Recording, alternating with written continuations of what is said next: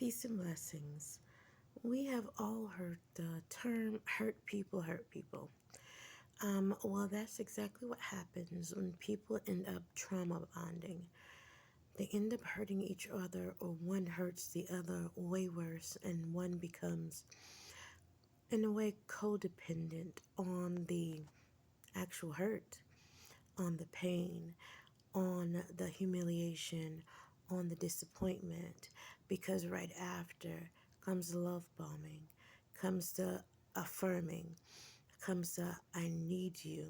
So the empathy and sympathy that it brings about in a person who is trauma bonded to them, it makes them feel even sorrier for it. It puts them in the position to defend more. So you'll find toxicity. Sometimes toxicity and trauma bonding and narcissism sometimes gets intertwined. Now, there can be all three, but the majority of the time, what we have is two hurt people trying to thrive in a relationship when either one is more toxic than the other. See, two people can be toxic at the same time as well because they've both been through traumas in their life. This is why shadow working is so important. So you get to a place to where the trauma bonding or the traumas of your past doesn't affect the way that you love or accept love from other people now. Now, how this affects the traumas of the past, how it affects your relationships now, show itself in many different ways. And a lot of times, well, the majority of the times, it's that feeling or fear of abandonment that comes from both partners. So you'll do anything and everything to keep someone around you, or that fear of disappointment. So there's that anger there, and you feel like, well, if you do something to disappoint me, then that anger comes out, and then I'm going to show you, but I'm going to show you, but I'm not going to let you leave me because someone has left me before and it didn't feel good. And if we don't deal with those shadow aspects that says, as a child, I didn't know how to understand or how to develop coping mechanisms to make me say, okay, well, this person has left, so let me try to heal.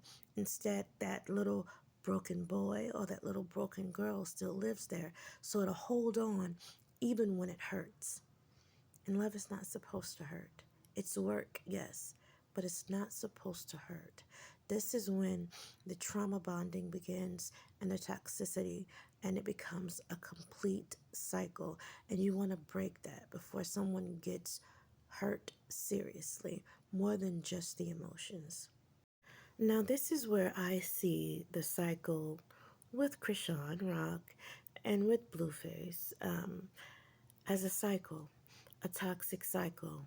I know a lot of people are like, oh, he's a narcissist, he's just a bad guy. Maybe.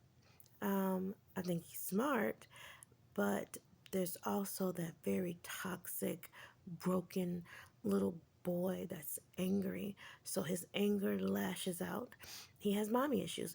And that's one thing. A lot of men will point out a woman has daddy issues, but never want to address their mommy issues. They have daddy issues, but in their mind, they twist it to where even their daddy issues become not daddy issues, but issues with mom. So they take out their anger and frustration on their female partner. And that's why sometimes we feel like, gosh, he acts like he hates women. And it's because of that broken relationship, that thing that needs to be healed. That's where shadow work comes in. That's where healing comes in.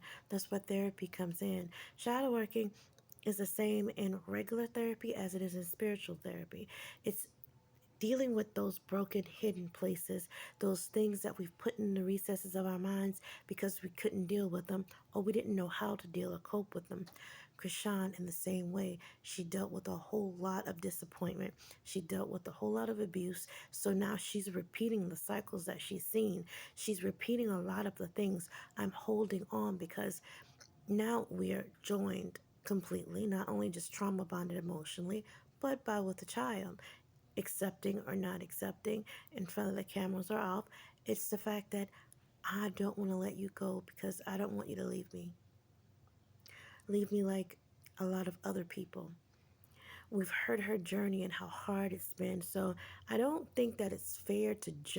Okay, so no, I don't think it's fair to judge her because you cannot judge a person who is dealing with broken places, who's dealing with shadow aspects, because it's not their fault that they don't know how to truly handle or heal themselves. It has a lot to do with guidance, and it has a lot to do with putting in a lot of the work to get to a place of saying, I love myself. I love you, but I have to love me too. And if we can't equally love each other, then it can't work. This is the way to get out of toxic relationships. Toxic relationships, when both people or both parties try to heal, that's one thing. But when you have a person or both that don't even think about the healing process, it will never work. It's destined to fail. Now, I think that there's love, and there's always love in the trauma bond because you feel so connected to. You feel like nobody in the world understands me more than you. And you feel like nobody in the world can understand them more than you. So that sympathy and empathy lies there. And then that sympathy and that empathy could lead you to a place of being hurt or to the grave or someone in jail because it becomes too toxic. So take time out and look at your relationships and make sure you're not repeating patterns and cycles that you've seen that you said to yourself, I would never do, but find yourself in because those generational curses, they tend to go over and over until you break them.